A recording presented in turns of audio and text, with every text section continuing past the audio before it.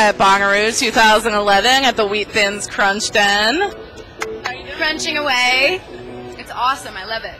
That's good. So you're doing an intimate set here for a few hundred people, maybe? Yeah. So how does that differ from big stage that we saw you on this afternoon?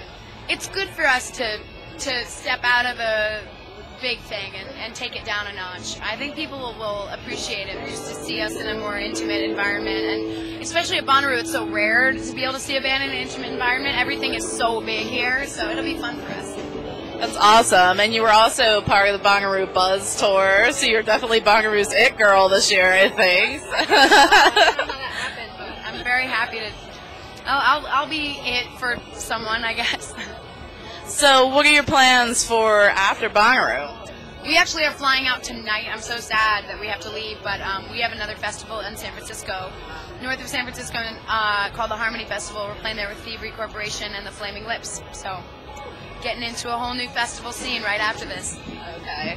And so you're doing a cover of Joan Jett's I Love Rock and Roll, and then they're also doing a music video here at the... They're going to do a mashup, right? Right. So that should be pretty neat. I cannot wait to see what other fans come up with. I'm like really excited to see about the other fans singing it and then mashed up with what we do. I think that's going to be very cool. So what has been one of your craziest Bonnaroo stories? Have you seen anything wild today? I haven't seen anything. Everything's been pretty tame so far, but I have a feeling that as the night goes on, it's going to get pretty crazy. So I can only imagine. So being a touring artist, definitely has been on the rise, over the past, even few months or even past year, I'd say. How does it feel to have that notoriety now? I think it's been coming on so slowly that we're able to enjoy it, and it doesn't feel forced or uncomfortable for us, because we've been a band for many years, and I think we always had the intention to find this level of success and beyond. I mean, we want to go to the moon, so this is a really it's a level and a balanced perspective on things. We don't feel like it's all coming on too soon, and we also aren't jaded and frustrated that no one's giving us the love we deserve. I mean, we're right in the middle there, and I think that's a really good place to be. Awesome. So I like to look at music as a universal language that everyone can speak and understand on some level. Yeah. Is there, anything in particular that you hope your music speaks to listeners? I hope it empowers people and makes them feel like they can escape from, I think music is an escape in a lot of ways. It's like getting a deep tissue massage for your soul, and so my hope is that when people listen to our music, it sends them to a place, kind of like when you smell a smell that you haven't smelled since maybe your grandma used that perfume, or since you were on the beach years and years ago, that instant kind of wash of like everything's going to be okay. Music does that for people, and I hope that our music can do that for people.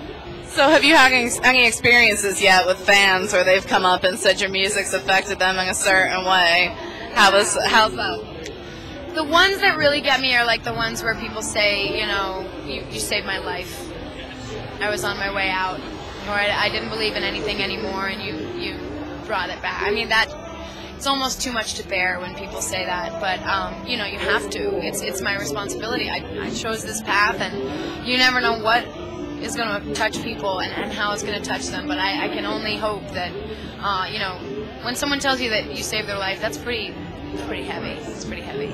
Yeah, I mean, I always heard, too, that a lot of that fan feedback is the best gift that an artist can get for doing what they're doing. It's all about the fans, man. I mean, if you're lucky enough to have 5 people sit down and listen to your music, then you're a very, very blessed person. So I feel very blessed and very lucky.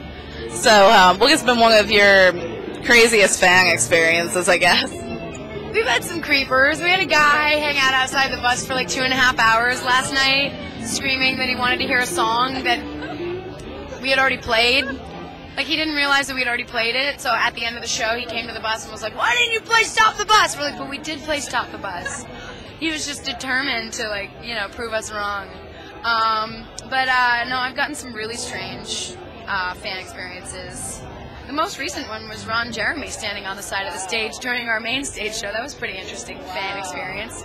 See Ron, you're rocking out, got the mic going like this, and all of a sudden I see Ron Jeremy, and the mic turns into a whole different thing. It's very interesting. No doubt. I could only imagine. I'm just getting full on pornographic now with the microphone.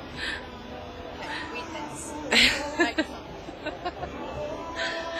So, what is the best way to keep up to date with you? I'm sure you're pretty active on the social media, Facebook, Twitter. I'm on Twitter, and that's me. You know, people are always wondering whether it's really me or not. It's definitely me.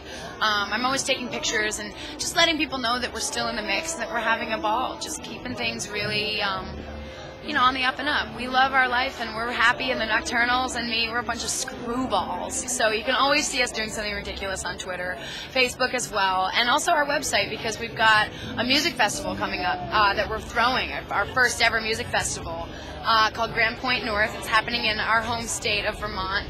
And so we're keeping people updated on new bands that are being added to the bill, and it's going to be a really fun mini Bonnaroo up in Vermont. That's awesome. Well, we will certainly direct our site visitors to check out more information about that. But I want to thank you for taking the time out to speak with me. Is there, any final message or comments you'd like to share with the online visitors? No, I do have one. I just tried the sun-dried tomato basil wheat thins, and they are a revelation. Okay, so go out and buy them because they're amazing. I need to go eat more right now. Can I be excused?